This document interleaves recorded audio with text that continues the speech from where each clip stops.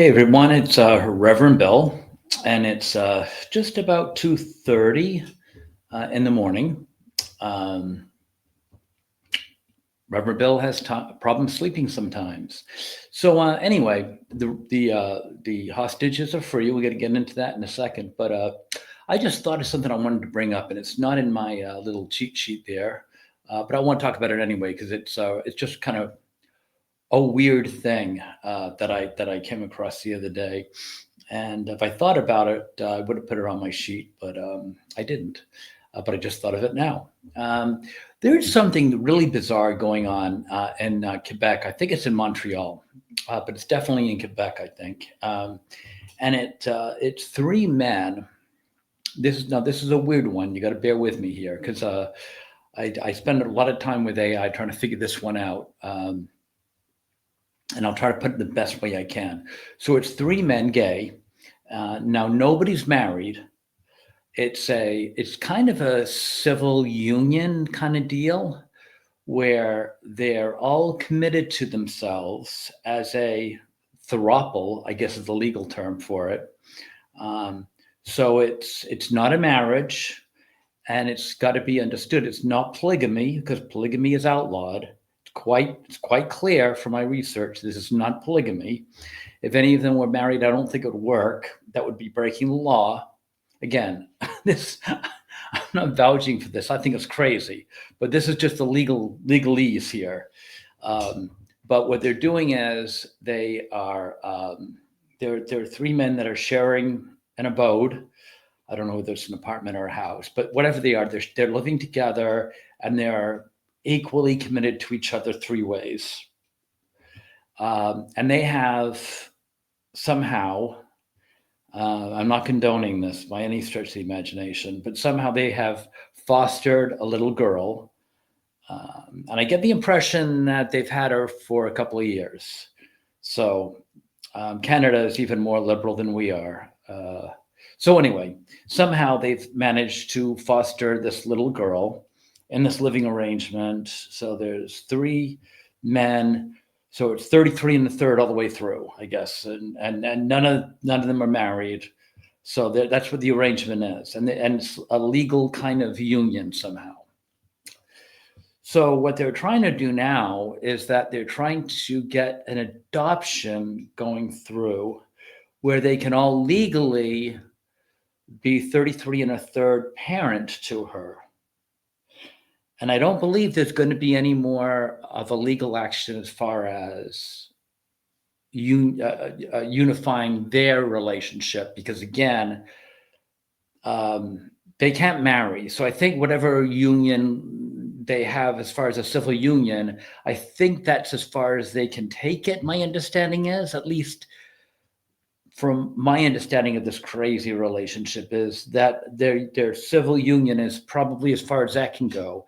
And they've already fostered this girl. So I think their next step is that they want to have a legal adoption where they all equally own a third of this child. And that's where they're pushing it.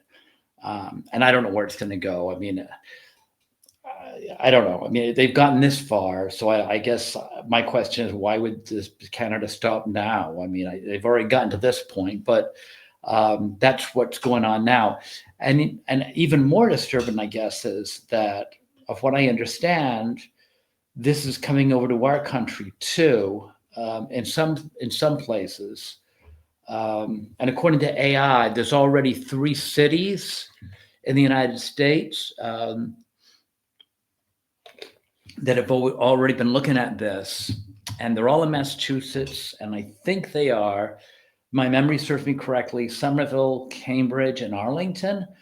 Don't hold my feet to the fire on that one, but I believe that's what I read, all in Massachusetts, where they're looking at the possibility of doing something like that. I'm not sure why they're going with that or what they hope to, solve with this thing. Personally, I think people are having a hard time keeping a marriage going nowadays. So I don't know why they would think 3 people can manage a relationship indefinitely. To me, that child's a hostage. That's what I would call it, because there's no way this is going to work.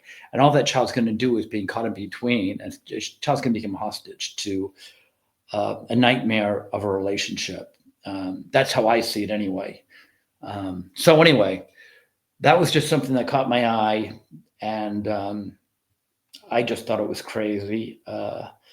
And one other thing on a note too, just by the, I'm so tired looking at newspapers and finding things that, I mean, does anyone really care about Meghan Markle and the fact that she went to a party and she wasn't really invited to it? I mean, it's like they're forcing a Meghan Markle story on us.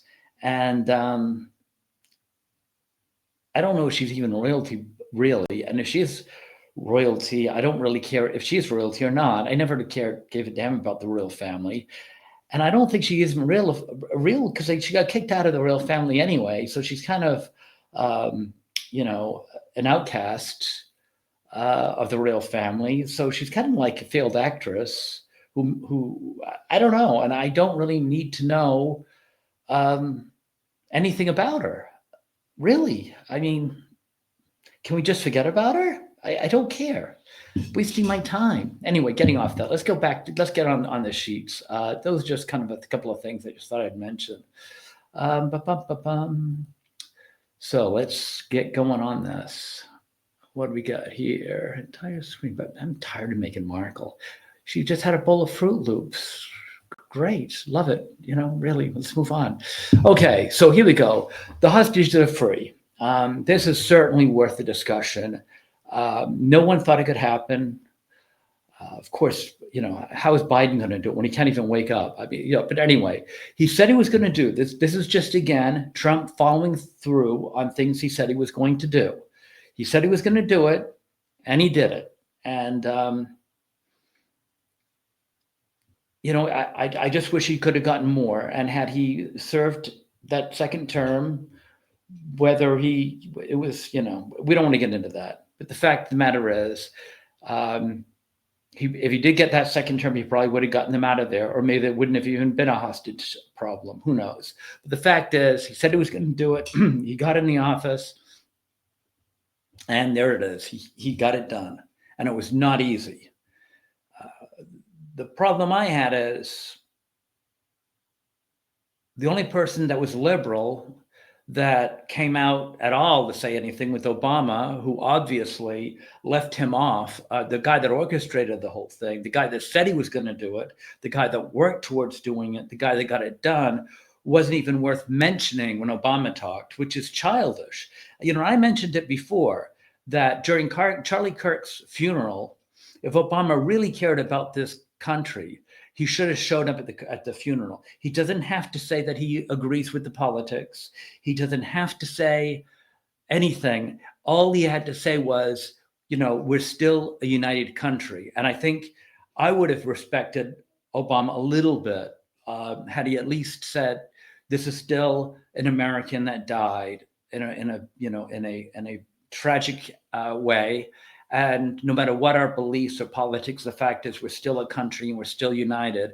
And had he got there and shook Trump's hand and shown that there was still a country and was still united, I would have rethought my thought on Obama. But as it was, no, he went off, I think, cruising in Italy. So yeah, I looked down on him even more so for that. And then to come out and be so petty as to congratulate everybody and his brother, you know, even the elevator man, and not to even mention Trump, who did basically all the heavy lifting here, childish, which is what I would expect from Obama. Anyway, and his Obamacare is at a point right now they can't afford it anymore, and the Democrats want to give it to illegal aliens on top of the fact they can't even afford it for the citizens. You know, I just wish they'd scrap it. It never worked. It ruined my healthcare program I was on when it came out. It's a nightmare. So anyway, so I want to know where all these liberals are, the Mark Ruffalos and, you know, Alyssa Milano's and Robert De Niro, all those guys crying, oh, ceasefire, taking up our times during the Oscars and the Emmys and everything, going up, spouting off all ceasefire, you know, it's a, you know, genocide, they're going to try to kill everyone. Well, now they got the ceasefire. Where are they? I thought maybe I'm just not checking out the right newspapers or the magazines. So I sat down with AI and I asked it to look for me. So this is what happened. I went to it and I talked to it, and I at the end I just said, "So do be clear." This is me writing to ChatGPT. So to be clear, after all those pleas to end the war, now that it's over, no one has anything to say. And this is what again, this is after I talked to it about 5 minutes, asking about different celebrities. I asked it to just sum up everything we talked about and said, that's essentially correct. At least so far, there's been no visible wave of reaction or public praise from the liberal activists or celebrities that have been the most vocal about calling for a ceasefire. Here's the situation as it currently stands. Many of those figures, Ruffalo, Milano, Thunberg, who's got, I guess, I didn't know this. She's got a lot of I don't know, I don't want to be, politically incorrect. She's got a lot of mental issues from what I say. I mean, she might be a couple of French fries short of a Happy Meal. They were spoken out when the war was going on, posting frequently, signing petitions, attending rallies. Now that the ceasefire has been declared and hostage released, there's been basically very little public commentary. Because they've got nothing good to say about Trump, so they don't really care. They don't really care at all about the hostages. They just wanted to get their face in the camera, and now there's nothing to complain about. They've gone back in the holes in the wall. They nothing. No. There's no. Are they going to go in and hug these hostages and welcome them back home, or maybe set up a fund for them to get them acclimated back to society? No. No, they're sitting in the bathtubs with champagne glasses, talking about who knows, maybe what their next chance to get their face in the camera is. They don't really care about this stuff, and I knew it when they were crying and moaning and groaning. They don't care. There's no posts or statements at all congratulating Trump or even acknowledging the development. Most coverage is mainstream, is just focusing on the details of the agreement and the situation on the ground. The people who have been most vocal about ending the conflict are completely silent. And this is right out of AI, ChatGPT, and it checked all the posts and everything. This is not me. I'm a lot lazy. I'm a lot lazier than AI. I didn't do this. Oh, before I forget, I did tell you. I'm glad I remembered this. Last time I did a podcast, I mentioned about the trans statement about gun control. And I said I was going to go back through Charlie Kirk's transcripts, because I said that you can't really use gun violence or shootings, deaths with trans, because they keep on throwing that into mafia shootings and gangland shootings and cartel shootings, which is not right, because trans shooting shouldn't be thrown in with premeditated, because those are senseless shootings, like going into your workplace or a mall or a church or schools. You really can't tie those in with gangland, because those are actually anything but those are not crazy. Those are premeditated. They hire people to actually go and kill people for drugs and stuff. You really couldn't compare those with random crazy trans shooting. And I thought that Charlie Kirk was getting to something, because just before he was shot, somebody said, do you know something about the statistics of trans shootings? And he said, oh, we're talking gangland shootings. And then he got shot. I thought that maybe he had, and I still do, filtered out. He found a way of filtering out so he can get accurate numbers. And I said to you, I was going to go back and thinking that maybe Charlie Kirk had talked about that previously, because I think he had figured that out. And I don't know for the life of me how to filter that out effectively, because when you're dealing with random violence, you got to make sure that you know what the motives are. I think I mentioned an example of that guy that killed another guy for opening the door for him. He stabbed him to death because he thought he didn't like the fact that the guy opened up the door. Well, that would certainly fit in with the random violence. But how do we figure out the motive from crazy people? And that's what I really couldn't figure out. And I think Charlie might have had a handle on that right before he was shot. So I went back to see if he talked about it earlier on.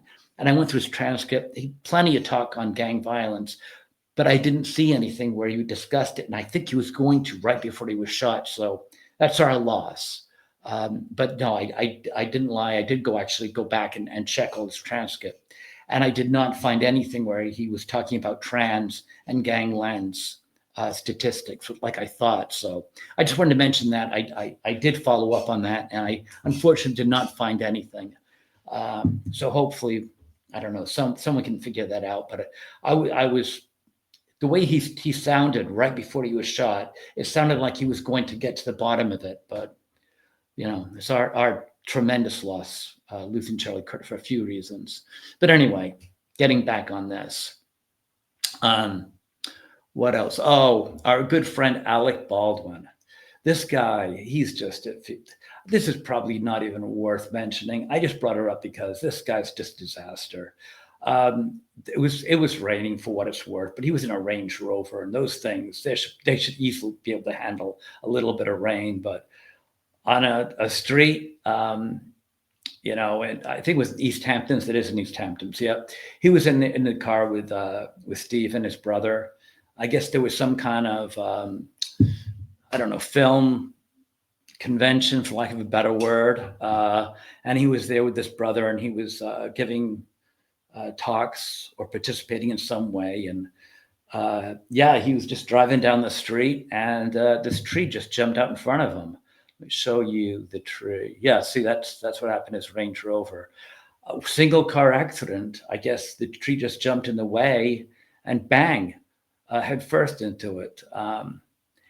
And they mentioned that he's 40 years sober. And look, I am not one of those people that go around calling people liars when they're talking about sobriety. I think you should more or less take the people on their word. So I'll take him on his word that he's 40 years of sobriety. But I also do want to mention that I looked at his face recently, and those.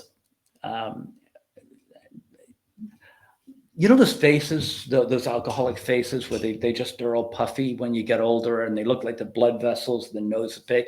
He just looks like he's got an alcoholic face. So maybe it was the damage he did before 40 years. What is he now, like 70? Hold on, no, he's like 67. I think he's 67. So that means he stopped drinking at 27. Oh, maybe he drank very heavily in his 20s. But his face does not look good. Maybe I should have posted a picture. I don't want to spread rumors, but if he says he stopped drinking 40 years ago, who am I to throw stones? He must have done a lot of heavy drinking in his 20s, though. I'll tell you that, because his face looks really like your typical alcoholic face, all high blood pressure and everything. I will say this, though. If you go back in his younger days, he was a handsome guy. When he married Kim Basinger, he was a handsome guy. There's no doubt about it. But 67... Yeah, well, but yeah, Stephen was in the car with him, and he just smacked right into that tree. The tree's just, it's tricky. It's tricky. You got to give those trees wide berth, man. They just jump right out at you. It's terrible, terrible, terrible thing. All right, what else we got? Oh, there's the car again. All right, what do we got? This is beautiful, beautiful woman. This is one that has you scratching your head. I don't know. So here's the deal. She died in 2011. And I don't know why it's being brought up now, but it's one of those stories I just had to bring up because it's just so weird. By the way, a lot of this stuff I got from the New York Post. I usually give them credit. Not all of it. There's a couple of stories here I got from the New York Post, and probably most, if not all, the pictures I got from there. But anyway, just want to make sure I give the New York Post credit. A couple of these stories at least came from there. Anyway, this is an interesting one. Beautiful woman. She was found dead in 2011. She was very bruised and beaten up, and she had 20 stab wounds. And we're going to go into that a little detail a little bit later. But the coroner ruled it as a suicide, which was kind of strange with 20 stab wounds. And I guess the family wasn't really convinced. And she was riddled with bruises and 20 stab wounds, including her neck, her back, her head, her heart, and even left the knife in her, protruding from her chest. Very violent death, and a very beautiful woman.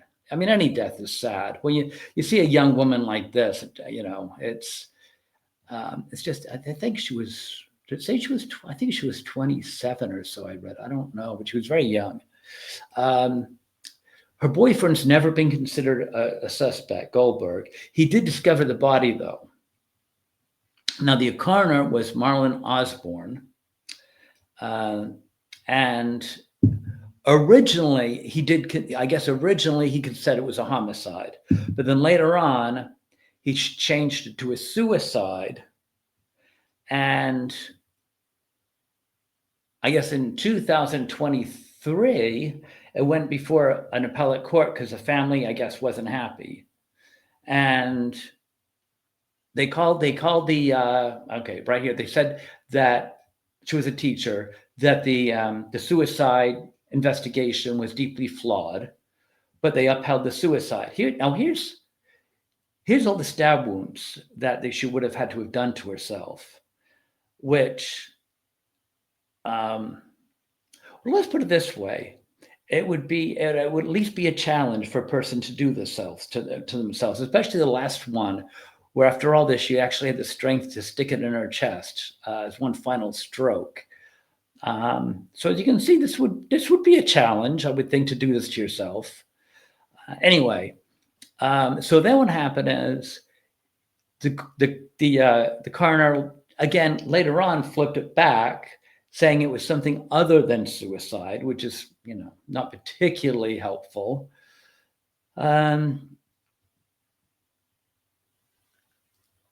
So anyway, what else we got here? So that was questioned. And then I guess they said they were going to review it again. So they're still discussing about whether this is possibly a suicide or not. And it's going back and forth. The family did actually settle a claim for an undisclosed amount of money.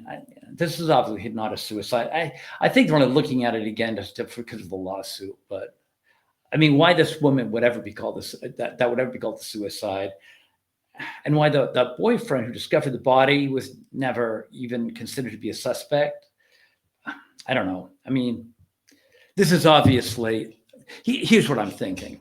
If you can rule out suicide, and personally, I think you can, this is a murder of passion.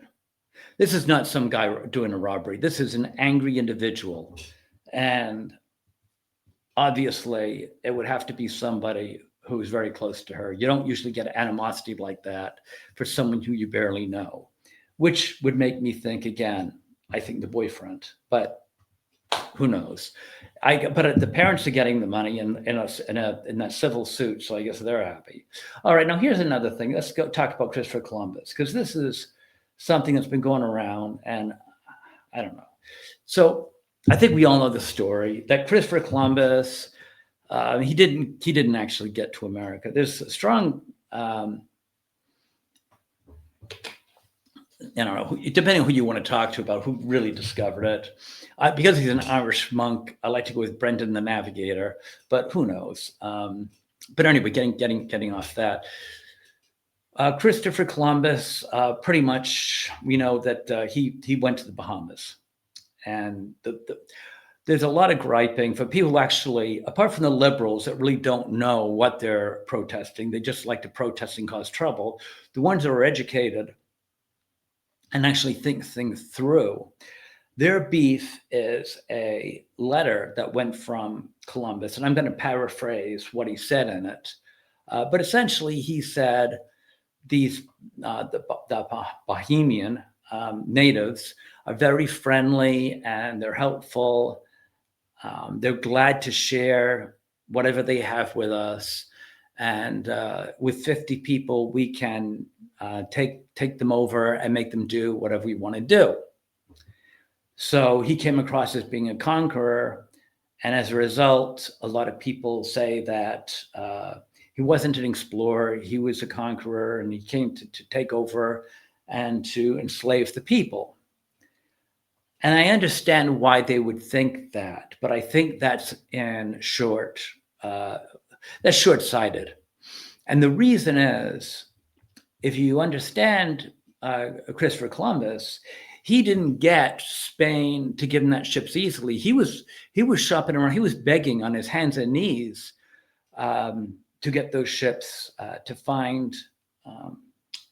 Trying to think, where did he was trying to find a shortcut to someplace, Asia. So I really forget it. Shame on me for not knowing. But he was originally looking for a shortcut to somewhere, and I want to say it's Asia, but I could be wrong. Anyway, it was by accident he found the Bahamas. But he was begging and pleading. He did not go to Spain first. He went to Spain last, of course, because why would he go anywhere else when he got the ships?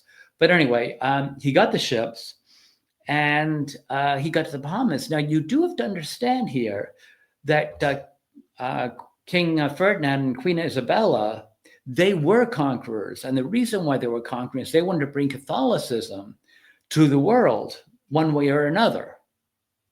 And, the Spanish conquistadors, the sword and the crucifix, accept Jesus as your savior or we kill you. A very bad bloodbath that was done in the name of Jesus, especially by Spain.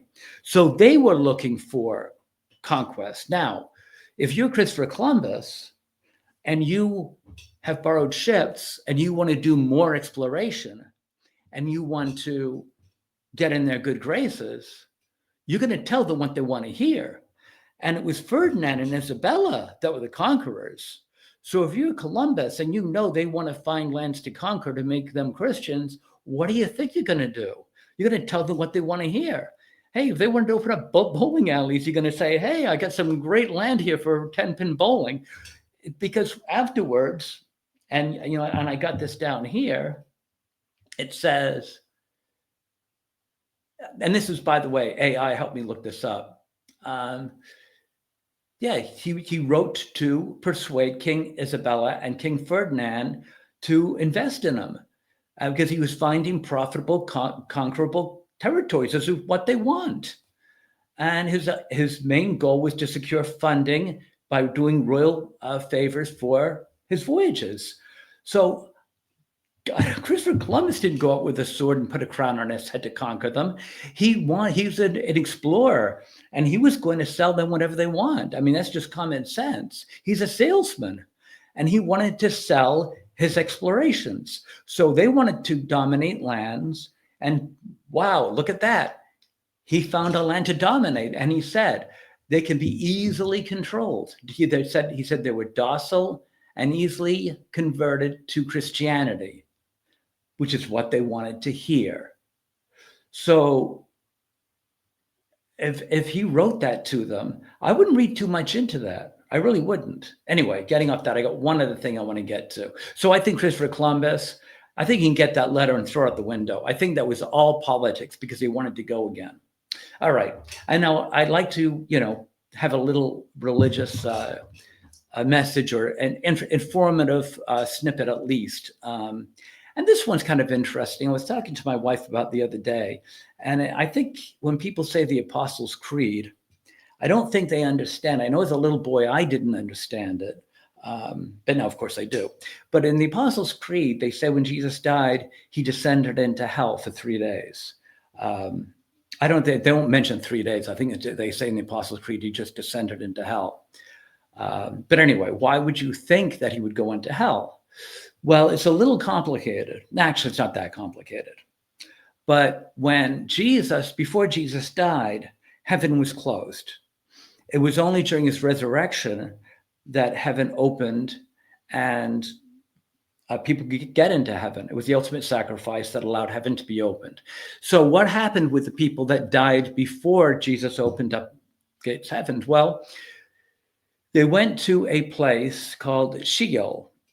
And so Shol, and it was in a place called Hades, which people hear Hades, they think of hell, and to an extent that's kind of true.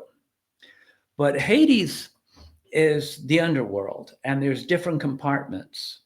So Sheol was a place where souls, prior to the resurrection of Jesus Christ, our Savior, held the souls. And there was a couple of compartments of Sheol. There was Sheol for the souls awaiting to go to heaven, which was, a nice place. Nothing bad about it, but it was in Hades. And then you have the hell part of Sheol, the Hades part, which is for the wicked.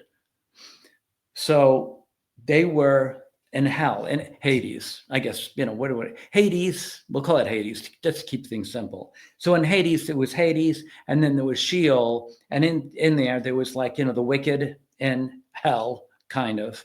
And then you had the good part, which is for the souls waiting to go to heaven. So what happened is when they say he descended into hell, and I guess what they've done is they've changed it now for some reason. I think in the new Apostles' Creed, they say he descended to the dead, which I guess they're saying that maybe to, I don't know, make things a little clearer. But the thing is, Jesus descended into hell, Hades, to get the key to let the souls into heaven. They don't explain that in the Apostles' Creed. So you wonder, why would Jesus go to hell? I mean, why would he do that? Well, he went there to release the souls, the good souls, out of Sheol and bring them up into heaven. So that's pretty much why. It's not like he went to do penance. He actually went there to grab the keys away from Lucifer or wherever they were. I think what I heard is, I guess Lucifer supposedly had the keys, or however he had to control it. So he went down there and he took the keys and he opened it up and brought the good souls up to heaven. Now the bad souls that were in Hades and hell, they stay there. They never moved.